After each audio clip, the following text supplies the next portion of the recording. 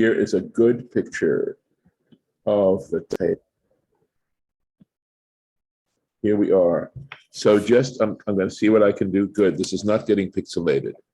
Look how beautifully this is done. And I told you, this is such a lovely description of what we were reading yesterday, Rashi.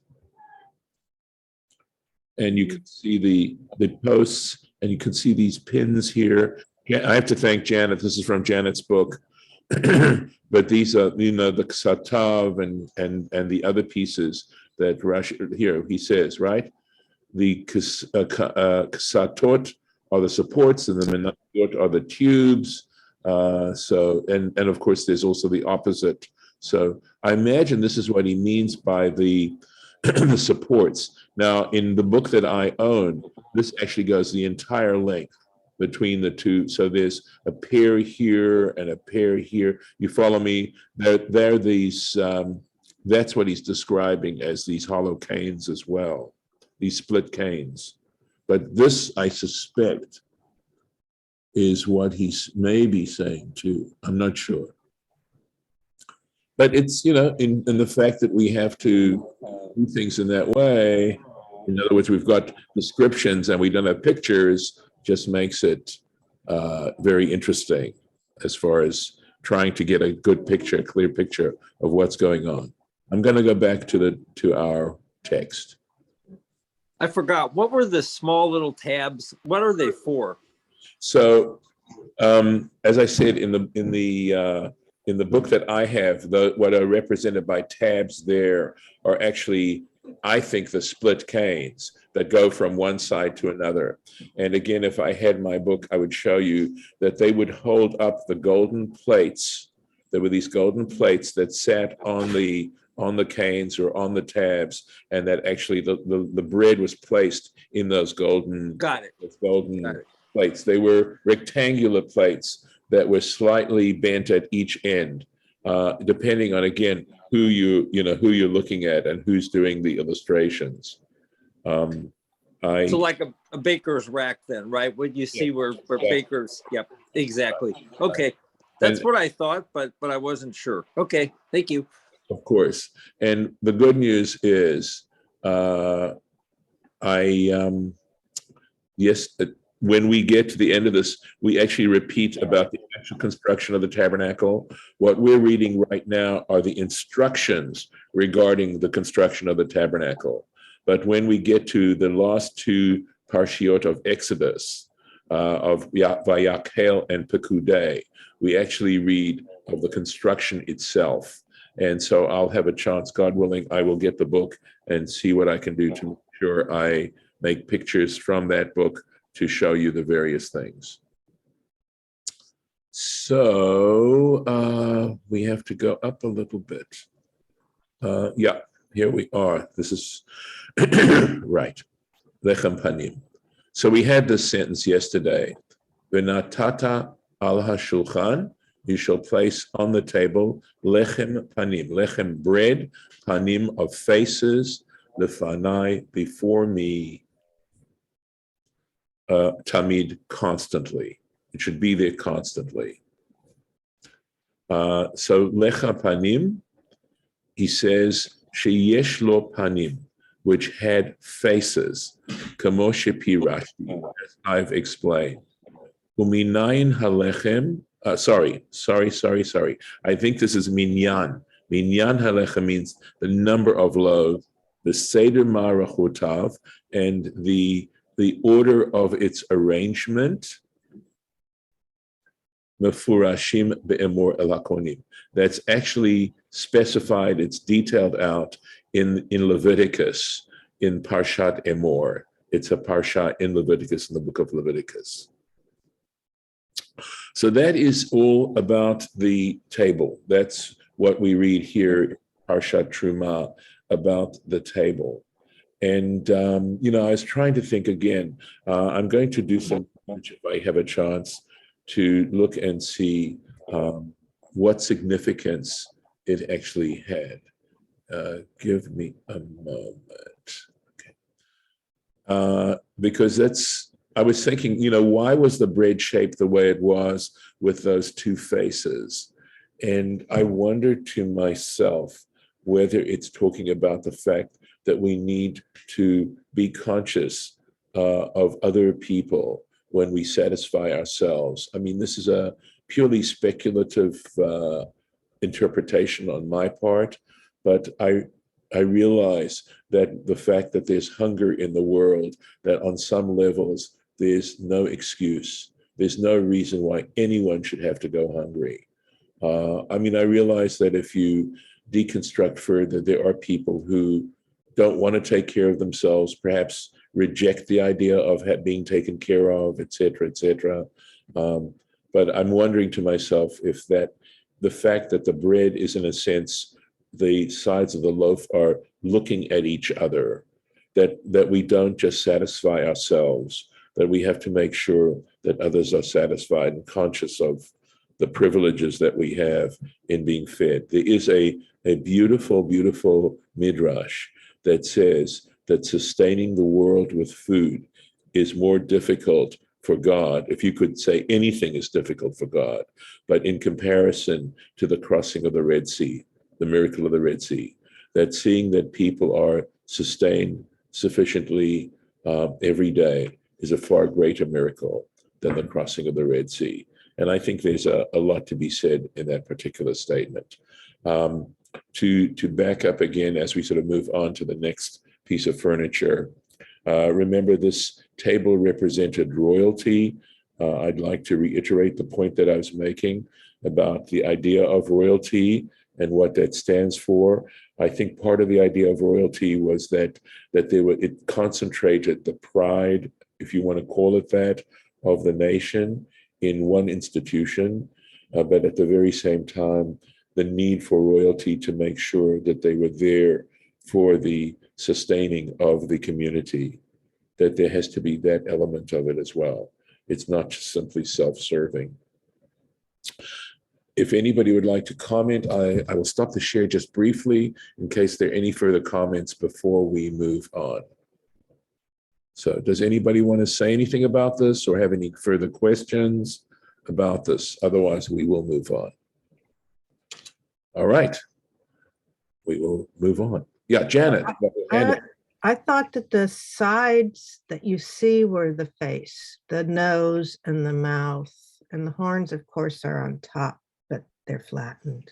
I'm not sure what you're referring to. I was thinking of the menorah as representing the face. No, I mean the bread, you said it was the face. Right. So it's like when you look at it on the side, as you see it in the pictures, kind of have a nose and a mouth. Okay, let me go back here and see if I can find. Okay, so this is, let me get this picture up, and I'll share that particular picture. Give me a second here. So this is according to one example of the bread. So is this where you're saying the nose and the mouth here? Yeah. So that's this particular picture. I had not, until you showed me this picture from your book, this is not the way it's depicted in Moshe Cohen's book. His book, the bread is thinner, and not only that, you see these angles here where these are angled, the pan. So in Moshe Cohen's book, these sides are actually angled out at like 45 degrees. Visualize that. And these are the faces. In other words, there's a mold in which this is done. This is probably, he's trying to show you the actual shape of the bread. That is not the way Moshe Cohen describes it. And the faces are simply these two sides here. So tell me, Janet, where are you? Help me here. So you said this is supposed to be a face?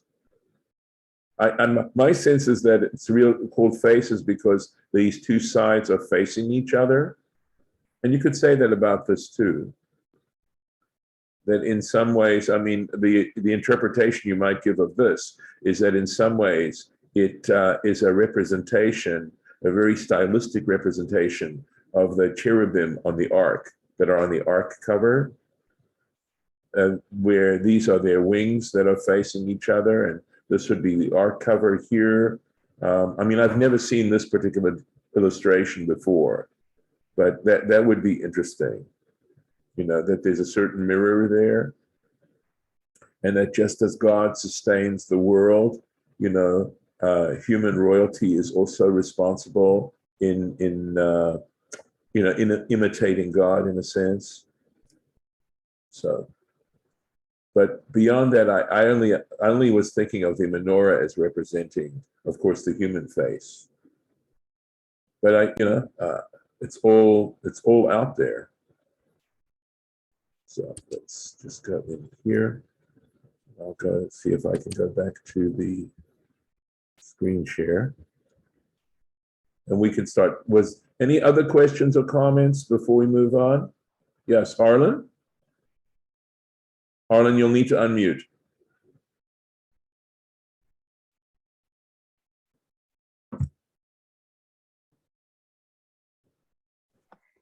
Go ahead. I was wondering what the bowls and the ladles and the jars and the jugs were used for, the utensils on the bread position. Yeah. Well, I know that they used to pour some frankincense on it. They also had to remove the bread. They had to use a utensil to remove the bread. I would imagine to myself that they wouldn't just take their hands and take the bread off. I had mentioned that there was a tradition that for one, the bread was on that table from one Shabbos to the next. It was on for a week. And when they removed, I imagine to myself, although I'm sure there's definitive information regarding that possibly, did it stay on through Shabbat and then it was removed at the end of Shabbat and the new series of loaves were placed on for the next week? That would certainly make sense on one level. But the story goes that at the end of the week, when the bread was removed, it was just as fresh as when it was originally put on. That there was that miracle associated with the showbread, that it was just as fresh. Frankincense is a preservative. Interesting. Okay. Well, Preservative? Frankincense? Okay. I didn't know that. Yeah, I don't know, but maybe it was. I don't know. Let's put it this way. I mean, I think what we are supposed to understand is that nothing happens without God making it possible. That's one of the things I liked about Ohio, that the motto of the state of Ohio is, with God, everything is possible. So That's true. So, the priests ate the bread only, not the Israelis. Israelites, yeah, no, I would not think that Israelites would be allowed to consume it. There were 24 watches of priests. So there were priests at that point where each family would serve in the temple for 1 week. And then in the course of the year, of course, each family would serve twice for the week. And they were known as watches. And so I'm sure it would be the watch that would have the opportunity to eat from the bread, the priests that were on that particular watch. But there were 24 priestly families. Oh. Yeah. All right, we'll go on back to the. All right, we'll give this a shot here. So here we go with what I have to tell you, one of the most difficult to interpret parts, and that's the menorah. So I'm sort of grateful that I will have a picture next time. So the asita menorat zahav tahor. You shall make a menorah, a candlestick of pure gold. Miksha te'aseh hamenorah. The candlestick should be made, te'aseh. It's a passive form of the verb. Miksha, beaten. In other words, you have to beat the gold and beat the shape out of the gold. So miksha has to do with beating the gold. Yerecha, I believe, means it's like central post. The kana, I believe that means it's branches. Gevi'eha, it's cups. Kaftoreha, Well, literally in modern Hebrew, the word a kaftor is a button. But we know if you have any visualization of the menorah, you know that there were parts of the menorah that were rounded. And so it's a word to describe those spherical parts of the menorah. It's The menorah was made in one piece. correct, all beaten out of one solid piece of gold, right? And this is what's going to be said here, right? It's literally pracheha, I believe means it's flowers, right? They were, I believe, embossed on it, beaten out, taken from the metal, these pictures of almond blossoms, something like that. Mimena yihiyeh, it shall all be from it. And I think from it here means from that one block of gold. So let's take a look at Rashi on this. Fine. Oh, here we go. A lot of Rashi. Look at this. We'll do the best we can. Miksha te'aseh menorah. Here we go. Shelo ya'asena chuliyot. That you shouldn't make it out of parts. Velo ya'aseh kaneha, and should not make its, we said that the kaneha is the branches, the nerotea and its lamps, evarim, in different pieces, v'acharkach, and after they are all made individually, yad became, that he should attach them. Kederech hatzorfin, just in the manner of those artisans, shekorim, and they talk about this as being soldire, which sounds like to solder. And he says Delightung is the Yiddish for that. So I don't know the Yiddish. I know solder better than I know Leitung in Yiddish, but I have to imagine it all has to do with attaching metal to metal. Ela kula, however, kula ba'a metchila. It all has to come from originally, this is, I was having difficulty reading the Hebrew here, michaticha achat. It all comes from one piece, umakish bekurnas, and he beats with a mallet, vechotech bechli ha'omanot, and he cuts it out with utensils of the artisan, umafrid hakanim elach vel elach, and in this way he separates out the branches from one side and the other side. Miksha, beaten. Targumo, nagid. Okay, the Aramaic here is nagid. Here's the word in the Targum itself up here. Okay. He says lashon hamshacha.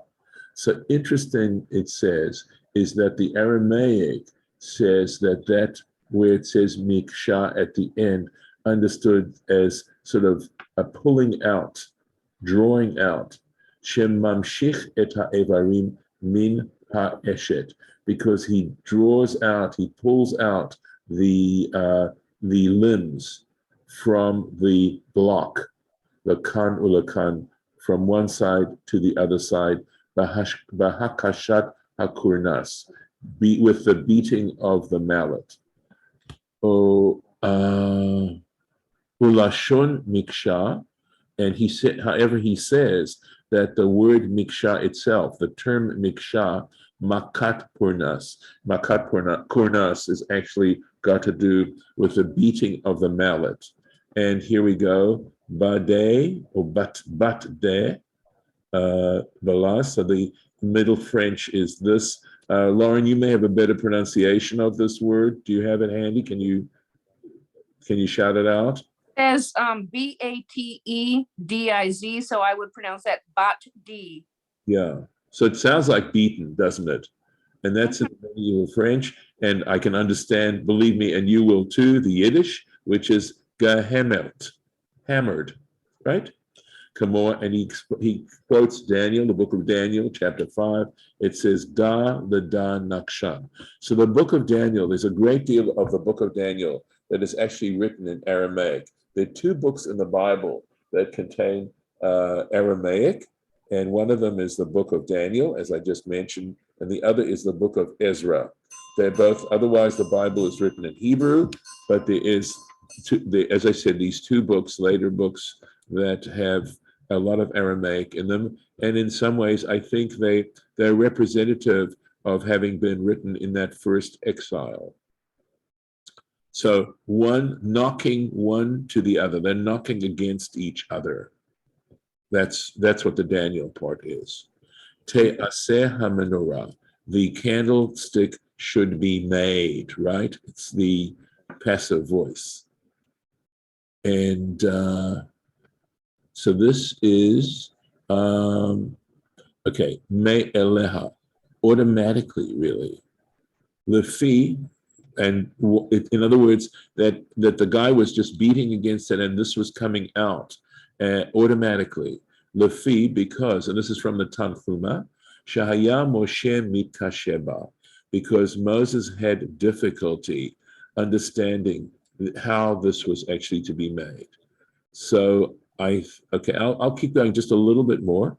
Amar lo HaKadosh Baruch Hu, the Holy One, blessed be He, said to Moses, Hashlech et hakikar la'ur, throw, just cast the talent of gold into the fire, vehi ne'eset me'eleha, and it will be made by itself, automatically.